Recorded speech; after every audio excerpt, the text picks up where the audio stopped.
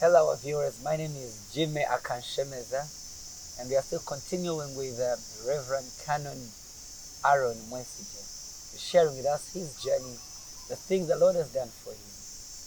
And thanks for tuning in, and we still proceed. So, Reverend, you are still sharing with us your story.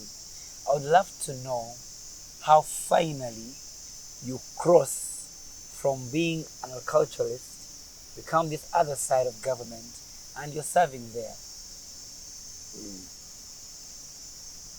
Because I'm imagining a farmer coming into, these two things are not adding up. First of all, I studied agriculture, but I never practiced it. That is one thing I want to tell you. Why? Because of the economic environment of the day. I found out that in agriculture there was nothing there. If it was like now, I would actually have done more. But because now I'm more into farming, but by that time I was not into farming at all. Maybe as we proceed, Reverend, the man we have today, those who missed the first episode, is the director in charge of religious affairs in this country. Is such a great man from the office of the president and ethics and integrity. Yes, you can proceed, Reverend. Yes. So agriculture, I studied it after my O-level, but I never practiced it. In fact, after I got married, I went to do education, and I became a teacher, but I also taught for only 1 year.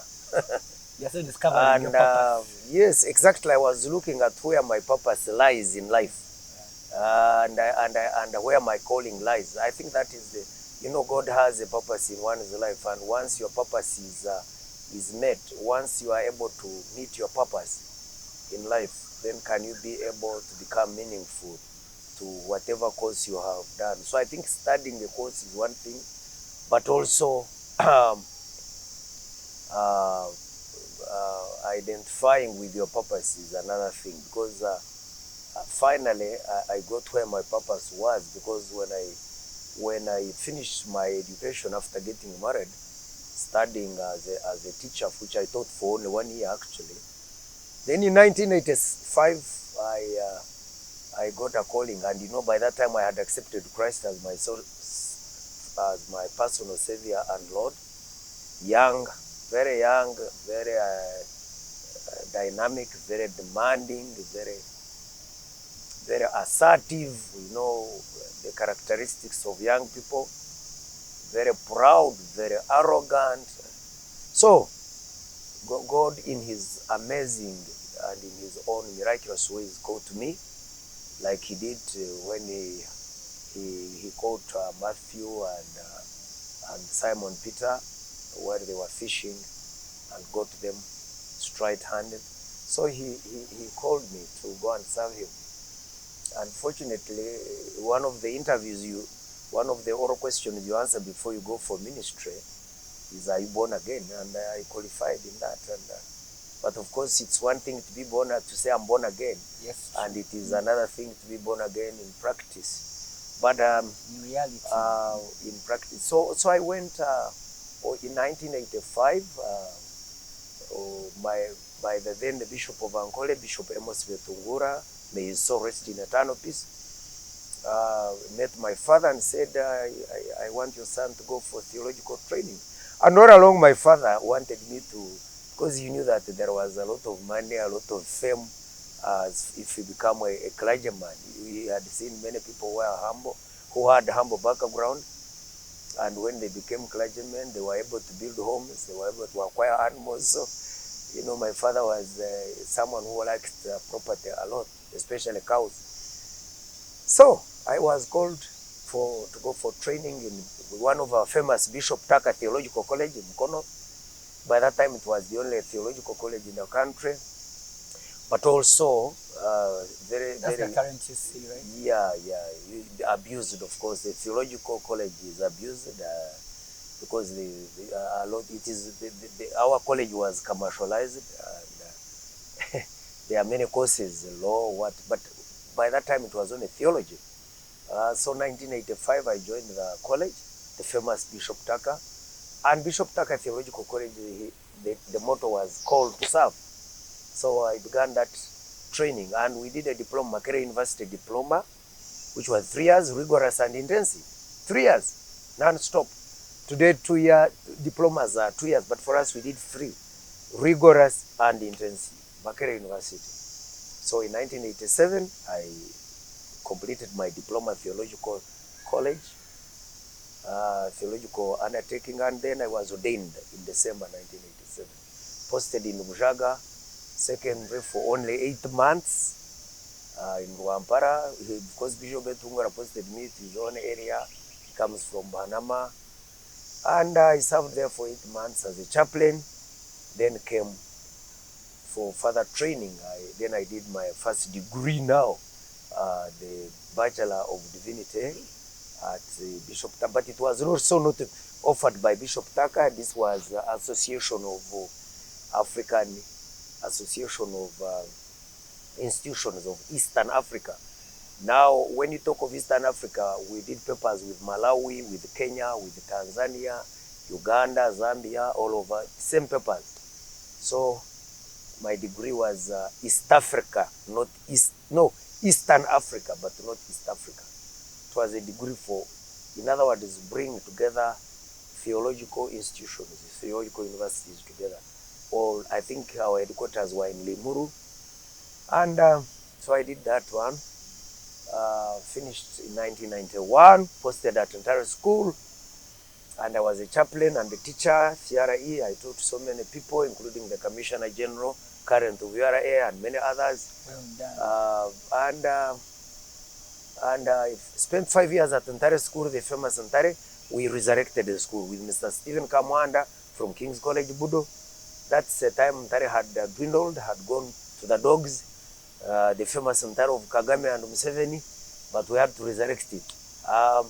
And I want to tell you that to boast, if I boast in the name of Jesus. We resurrected it by bringing more. We restored the sanity in Ontario. So by 1995, I left when the school had already been restored, and I got a scholarship, a British Council scholarship. Also, it was unique in the way God loves me, because I think I was the first priest to get a British Council scholarship. I recall the director for British Council interviewed me for almost 2 hours, and then I got the scholarship to go to the University of Leeds, one of the prestigious universities in the UK. Wow. And then I did, this time I didn't do theology alone, but I did social sciences. So I majored in rural development. My master's was actually... Just interject. Yes. How did you feel when on that plane going to that university? Imagine from such a village, looking at your background. Actually, the first time to go to the plane. Yeah. my first time to move, no, my first time to move with a small plane was from Mukono to Kigali, when the whole of the West was cut off in 1985. You recall, you people, you are young, 1985, when the Museveni's army took over the western part, the western axis, they cut off Katonga. So we had nowhere to pass. What happened? They had to get an Eagle Air that moved us from Mukono up to Kigali. So we entered Ankole from Kigali. First flight now, that one. So the second one and the biggest was the British Airways. Boeing. My friend. Oh, it was like a dream. That was a dream. Like those were dreams. Oh, my friend, the first. Moreover, you are traveling with none other than, now today the British Airways is no longer at Entebbe. They cut off their flights. But can you imagine 8 years from Entebbe to Heathrow in London, non-stop. All the way from Russia. And all the way from, you're talking even of Russia. Russia is more developed. All the way from Migina, which is not known on the map of... Where do you come from? I come from Migina. From Migina. Migina is not even known, my friend. So, Migina, and the word Migina means soil, by the way.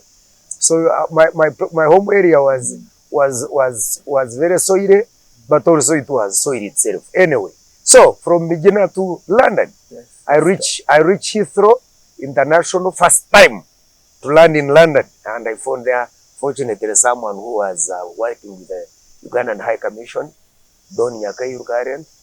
I think he was serving as an under secretary, and he helped me to travel by the plane. I mean by the train from London to Leeds by train.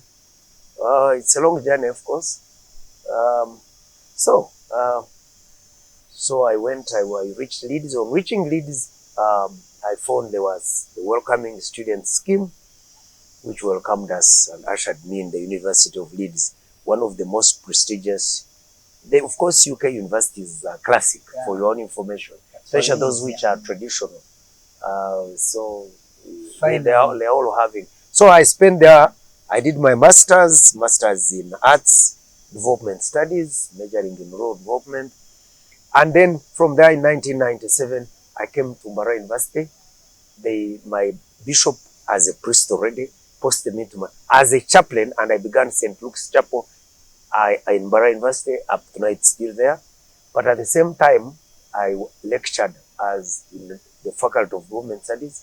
We were actually lecturing development studies, the medical students, science-based students, as a service course. So in their first and second year, Pamela Mbabazi, who is the current chairperson for NPA, and we are the ones two of us actually, with the Charles Muchunguzi, began the Faculty of Development Studies in a science-based institution, teaching development studies, which is a multi-dimensional, but at the same time interdisciplinary course, to the medical students, to biology students, to those who are doing Bachelor of Science, because Mbarara University is science-based. So we taught that as a service course, and that was the brainchild of President Museveni, because he wanted those medical students to be exposed to the social economic construct of society.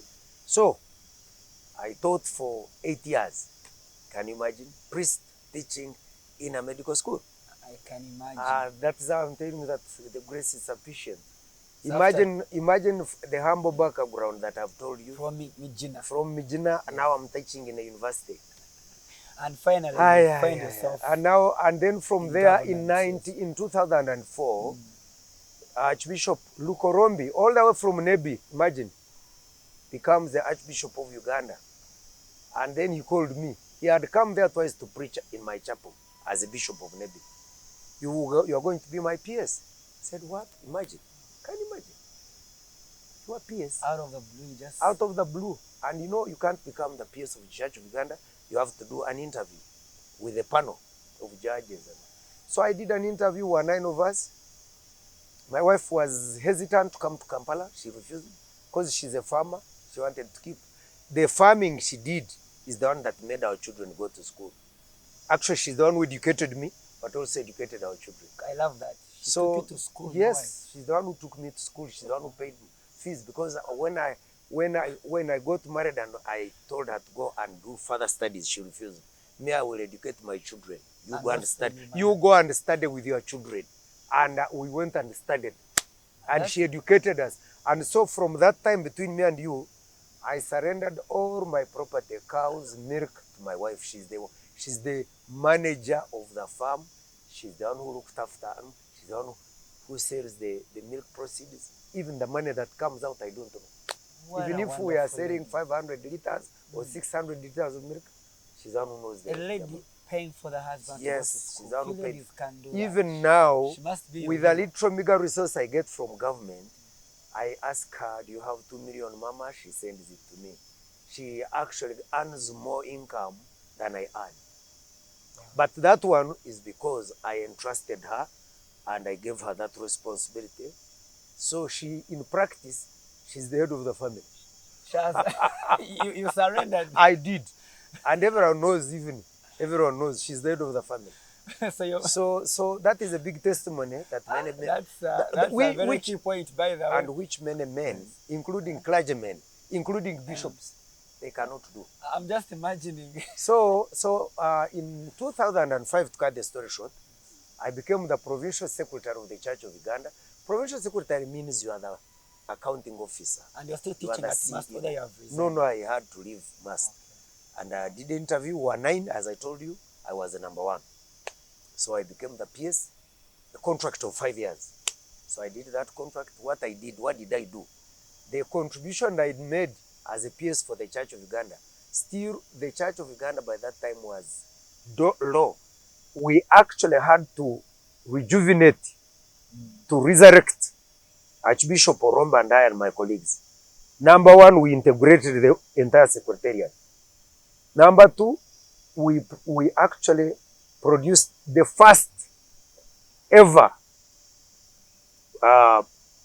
provincial human resource policy for the Church of Uganda. Church of Uganda began in 1961, breaking out from the Anglican Church of Canterbury and became independent. But we didn't. The church did not have any policy, a human resource policy. It is in 2008 when I was a PS that we came up with the first ever provincial human resource that categorizes workers, both clergy and non-clergy, and salaries and whatever.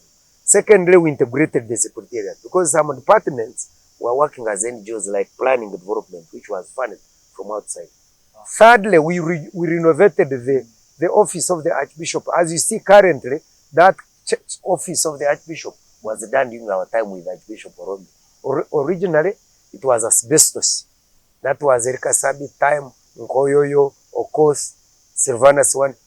But it is during the time of when I was a PS and Archbishop Oromba that office, even the palace was renovated, which where the Archbishop stays, called the palace. And we did so many other structures, review of the constitution, review of the canons, and many, but it was a short-lived 5 years. My contract was not renewed. And when I finished my contract, I didn't have a job, sir. They didn't renew it after you No. I sat. You know why?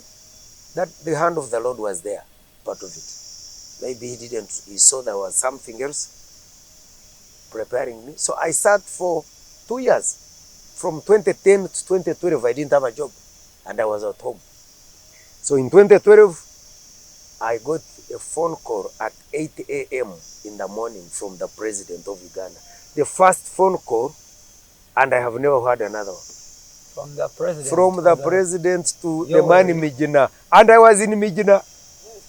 I didn't even have a home in Kampala, although my children, some of them studied here. So, they are seated, the president calls me, "Are you Reverend Mwesigye?" And then he tells me, "Can you go slowly and tell me your educational background? Go slowly. I started as you have asked." And then he said, "Now, Reverend, why didn't the church renew your contract?" I said, "I don't know, sir." Now, when I go outside and I woo investors, and they come here, they become frustrated. Now, you being a priest, won't you be of help to me? I hope you will not betray me. Because these people end up being asked bribes, commissions, and we lose them. They go to Kenya, they go to Rwanda. So your work, and I want you to listen, is going to be to expeditiously protect investors against frustration. I started State House Investment Unit, which is currently called the State House Protection Unit, headed by Nakalema. I am the one who pioneered it in 2012 in State House. And my work was protect investors against frustration. So I was blocking bribes, blocking MPs, blocking ministers, and it was not very easy. To cut the story short, after serving for almost 2 to 3 years, I ended up being frustrated instead of protecting them against frustration. And that frustration led me to meet the president. And I shared with him even what was transpiring. And these are big men and women. Because whenever an investor came, they want first to meet them. For you invest in Uganda, you have to. And that one frustrates some of them. Then, of course, others wanted the bribes because, you know, some of them favored that. They were coming from an environment where bribes were. So, but I ended up being frustrated. Unfortunately, because I serve a God who is so loving, hey, I told you that grace is sufficient as far as my life is concerned, as we're beginning this discussion. So the president, in his own wisdom, transferred me with my salary on a personal holder from State House to ethics and integrity, which is housed in the office of the president. I still pioneered the office that I am still in, Director, Ethics in charge of religious affairs. So there was no office that was coordinating and monitoring religious activities and operations in the country. There was cooperation or partnership and collaboration between churches and government. But the government did not have, actually during the time of Idi Amin, there was a ministry in charge of religious affairs. But after the collapse of Idi Amin regime, that ministry collapsed. Wow. So I am the one who began that office as a department. My work is to enhance collaboration and partnership between churches. So what did I do? What have I done so far? Number one, when they gave us that mandate, two of us, still two of us, who began that department in the directorate. Reverend, as we end up this show, you've that position where you're director. Would love to know the impact. How have you been able to use your position, your influence, to change a few things in Uganda, most especially in church? First of all, I don't have the mandate to change. Influence. You can influence. The problem is that the nature of the work that I do prevents me from causing change. My causing change is at minimal level because I work through other people. So at the end of the day, when there is change, it is the minister who will have done the change or the permanent secretary as head of department. But when I was appointed, first of all, we thought it wise, how do we coordinate this huge constituency of religious institutions in Uganda? How? How do we monitor them? Because Ugandans are notoriously religious. Everywhere you go, there is religion. And the churches are spread everywhere, mosques and churches. Is it easy? So we said we need a framework. And we started in 2016, because my appointment was in 2015. And in 2015, we started a journey of developing a national policy to regulate religious and faith organizations in the country. But not only regulating, but also to coordinate, because our role, especially as the directorate, is a coordination role. So, we began a journey. We are not yet there. We haven't reached there. Imagine 8 years down the road, we have not delivered that policy. The work of the policy, its objectives were about four. One, promote unity in diversity among the religious fraternity in the country, because they are divided. Even Christians are divided. Even Muslims, Chubuli and Old Kampala. Promote unity so that you can promote the common good together as a country. Two, streamline registration. Some churches are registered under NGOs, that's under Ministry of Internal Affairs. Others are registered under companies limited by guarantee, that's under Constitutional Affairs. And others are registered under lands like the Anglican Church and the Catholic Church as under trustees. So you see that fragmented registration process. We said we need to streamline so that when you register as a church. And recently the president actually echoed the same message in Jinja, where he said, I don't allow churches to register as NGOs. Number three was actually to enhance partnership and collaboration between the government and religious institutions. And the fourth one? To fight corruption, but also to promote national development so that religious institutions engage in national development. Like the parish development model. The churches have structures laid down that can be used by government to implement the parish development and other programs. And the fourth one is, of course, to promote the culture of transparency and accountability, not only in churches, but in the country. But up to now, we have not finished this policy. So that one, at least we have come up with a draft which is in completion. We are waiting one thing, the position of HE, but also to do a national validation for purposes of ownership. But secondly, what is it that I've been able to do? We have been able to establish integrity clubs in schools and universities. We were involved with the Family Life Network to establish the bank program at Makerere University. As you know, there were many strikes in Makerere and a lot of moral decadence at Makerere University and other universities, Chambogo. But we established the bank program. Bank means being a new generation with the Family Life Network. Wow. Me personally, I was involved with Mr. Stephen Lang, and we were together, working together to be able to establish that. In other words, rebuilding. I have been able personally to write articles in regard to rebuilding the moral infrastructure of this country, which have been published in newspapers. Of course, targeting the youth.